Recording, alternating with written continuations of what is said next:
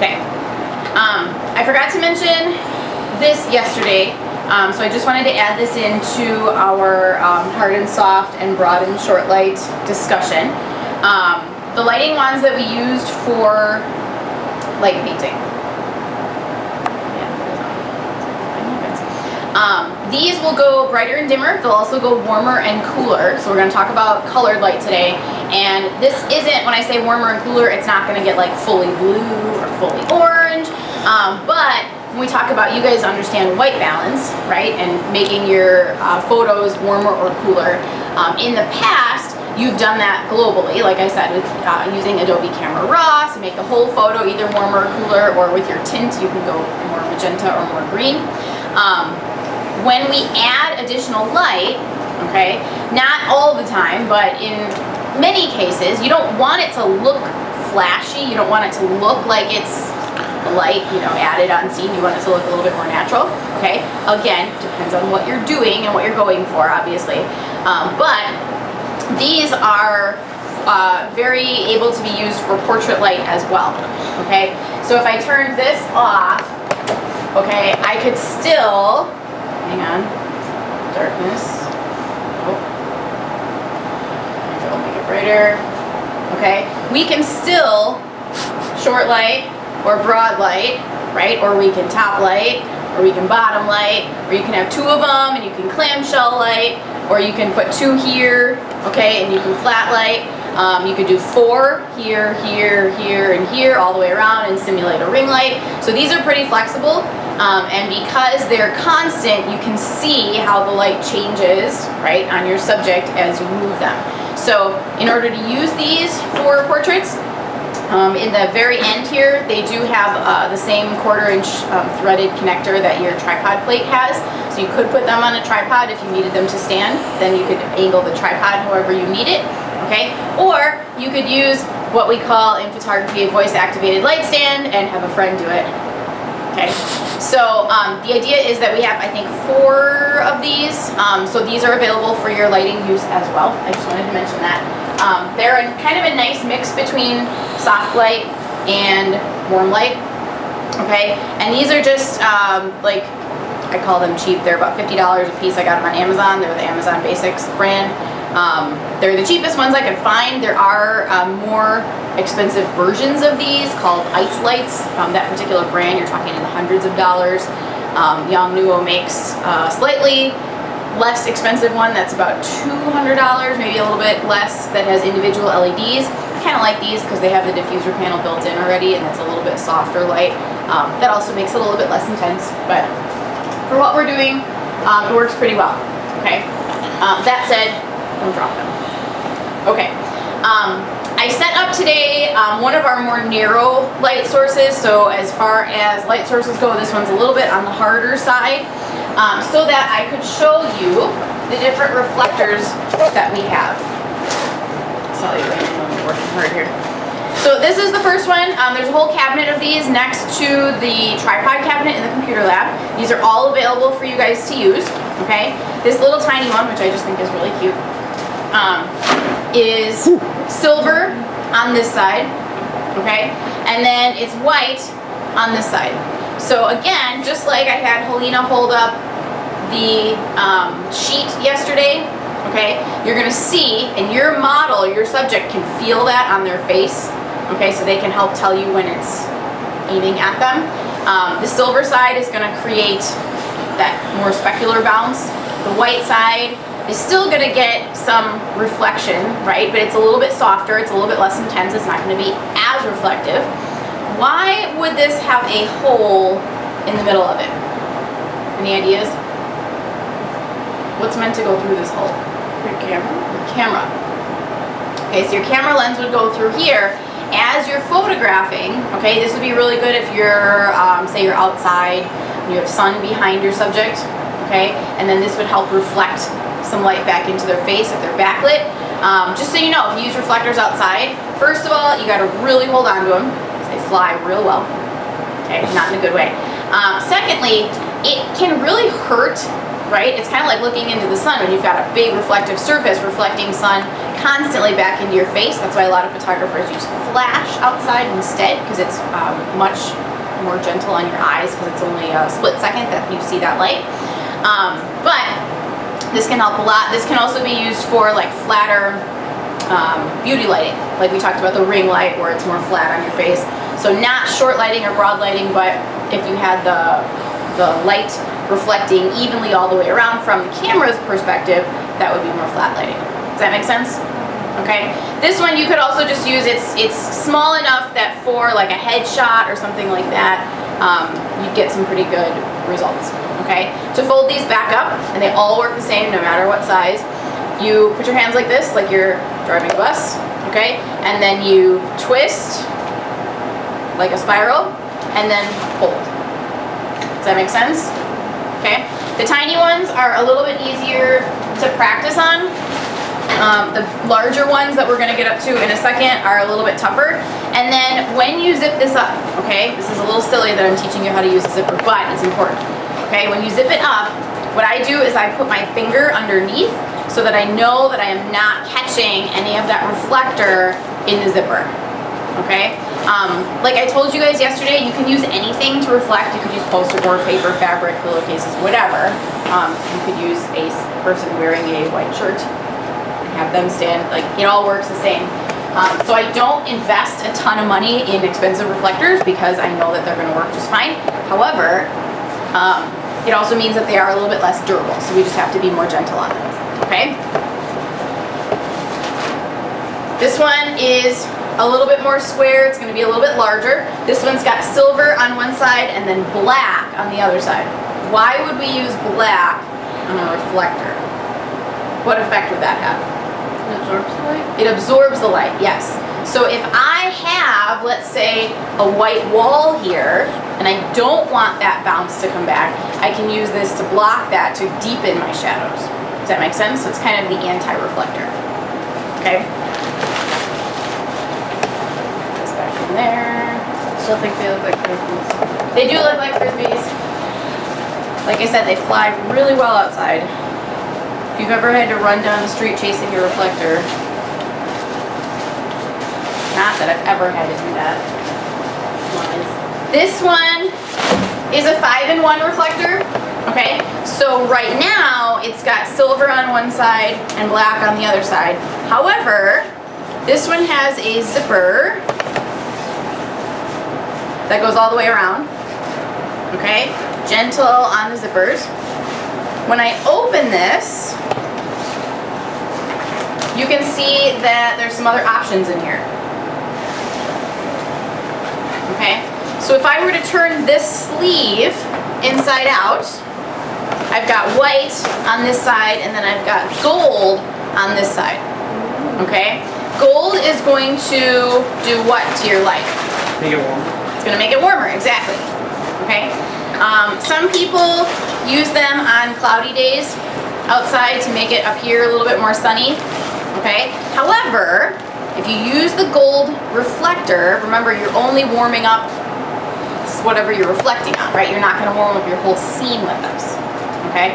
That said, I've never really been real satisfied with results when I use the gold reflector. It takes a little bit more white balancing adjustment in post-production when you're editing, but the option exists, so you would put this back on over that. This then inside here is a scrim. Okay, so what do you notice about this? You can see. You can see through it. It's a little bit sheer, right? So a scrim in the theater world, if you saw Addams Family this year, scrim is that big clear-ish screen-like drape that we brought in front of everything, right? And when you light from the back of a scrim, you can see through it. When you light from the front, it reflects light. Okay, so this will reflect just like my white reflector will. Okay, it might reflect a little bit less because some of the light obviously is going through, but what would you use this for the transparency part of it? Any ideas? What does this remind us of? We just looked at them yesterday. Yes, this is like that sheer front panel, the baffle on the softbox. Okay, so if I have a hard light source, let's say this is the sun, can't put a softbox on the sun, okay? But you can take your scrim and you can hold that up and look at the light on my face now. No scrim? Scrim. See, it's much, much softer. So basically, this helps turn this very small light source into a much larger light source, which is gonna soften that light, okay? What was I just gonna say? Oh, obviously it's gonna dim the light a little bit because it is reflecting some of it back. So your light's gonna weaken a little bit, okay? But I use this a lot on like senior sessions, stuff like that, when we're out in full sun. Full sun is not always flattering. In fact, it's a very, very hard, harsh light source. It's gonna make your subject squint. It can make some really, really harsh shadows, which might be what you're going for, but also might not, okay? So I use these a lot to kind of soften those shadows to make much more even lighting. This doesn't look like a lot now because this light by itself is pretty weak, but if you take this out in the sun, it actually makes sunlight look very, very soft and gentle and lovely. Does that make sense? Okay, so that's this one. We have a couple of these. We also have a couple that are not 5-in-1. 5-in-1 has the extra sleeve. We have a couple that are just either, I think, white and silver or silver and black or something, where they don't have the extra scrim in the middle. And then this is the exact same thing, but meant more for a full body. Okay, so this one does also have the scrim in the middle. It's got the gold and the white. Okay, so this one's going to help a lot more than that, where the smaller ones will, if you're doing a whole body shot for your portrait. Does that make sense? Any questions on reflectors? Okay, you can check out reflectors from us as well. Same way you would for tripods. You're just going to write down on a piece of paper what you have. You're going to make sure when you return it that I see that it's coming back so I can adjust that. I want to show you colored light as well, and I know I have like no cord here, so you're just going to have to pivot. This is the colored light that we have, and this is the same as what we have hanging in our theater here. It's a theater light. Technically, it's a DJ light. Okay, so this is an LED light. It has, without blinding you, red, green, and blue, red, green, and blue primaries. Don't worry, I'm going to blind myself in a minute. And the cool thing about the colored light is you can change the blend of the color to pretty much whatever you want, okay? It's going to require a little thought because you got to know your light primaries in order to get the color that you want. It doesn't work exactly like paint, okay? Because if you noticed, green is a primary color in light.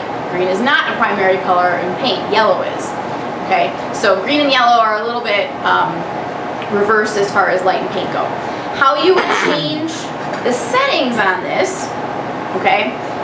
When you turn it on, it's going to be like blinking and all sorts of weird stuff. There's multiple different modes on this light because it's a DJ light and because it can be used for theater as well. So the way we have it in the theater is it hangs in the ceiling and I can control it digitally from the light board far away, okay? We're not going to do that in here, right? This also has a sound activated mode on it for like DJs and areas where there's music playing, so it can be sound activated as well, and it'll just change color whenever it senses like the bass in the music. But for you guys, you're going to want to be able to have more control over what color it is, and you want it to stay there the whole time. So unplug it and then re-plug it in, and I'll show you how to do that. So when you first plug it in, okay, it's going to look like this. You want to hit mode until it says COIF, and there's other modes here too. That's the sound activated. There's various other modes. You just keep hitting mode until you get to COIF, okay? Then you hit enter, and it's going to give you 3 different values, okay? So here's your R value, here's your G value, see the G here, and then your B value, okay? RGB stands for red, green, and blue. And then each of those values goes from 0 to 255. Why 255? Okay. But you're basically like B is at 163 right now, so it's probably, you know, a little bit halfway-ish. Okay. If I want more blue in that blend, I can hit the up button, and the color is gradually going to get bluer. Does that make sense? So you can very, very finely control exactly what color blend you want, okay? If you have all red, green, and blue at full 255, then you're going to have a cool white light, okay? If you have only red and green, you're gonna make yellow light, which is very weird if you're used to the paint pigment world, okay? If you have red and blue, you're gonna have purple, okay? If you have blue and green, you're gonna have teal.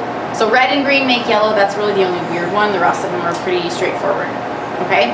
Now, where and how would you use colored light, okay? I would not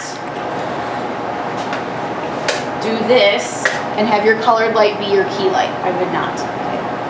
First of all, it hurts. Second of all, it's not very pretty, okay? Unless you're going for something pretty dramatic, okay? I would not do that. Hold this up. What you can do, Wayne, you can stay there. Good following. What you can do is use a scrim. Okay, in fact, send it over here, face this way, and then the scrim so that you guys can see. So that's gonna soften a lot. Okay, and then how close you have the scrim to the light obviously softens or changes the softness of the light as well. Okay, but what I more likely would do would be to use this as your what's called the kicker light or your second lighting source, your accent light, okay? So I would use a key light on the front to actually light the face, and then I would use this to put some color, you know, can you raise it up a little bit, Lena? Okay, I would use this to put some color on the hair. Remember when I showed you guys the second light source yesterday? We talked about creating that separation between the background and the subject, okay? So I would use that way, then you can pick a color that goes with their personality or with their style or with whatever it is that you want to convey without it having be like, it's really unnatural for us to see like really saturated colored light on our face. Unless, okay, you can put that down, thank you. Unless you are photographing somebody who is a performer or somebody who maybe you're trying to do something more dramatic like concert lighting, you know, something like that. Theater, we use colored light, we use those gels to do things like that. Questions about reflectors, scrims, colored light? Okay, you can check out the reflectors, but the colored light and all of our lighting equipment stays here. Okay, it can go into the drawing and painting room or in the computer lab where we have that kind of second little lighting studio kind of setup. Okay, so we can have two lighting areas going on at the same time so that as you guys are photographing, that's a possibility. Last year, or last semester, we also set up a second backdrop in here, kind of going that way for like closer up headshot type stuff. So we can do that also. We do have the background stand. And you can't get the depth there to go like full body, but it just gives you guys a little bit more room to play. Questions? Okay, thank you. You guys can go back to your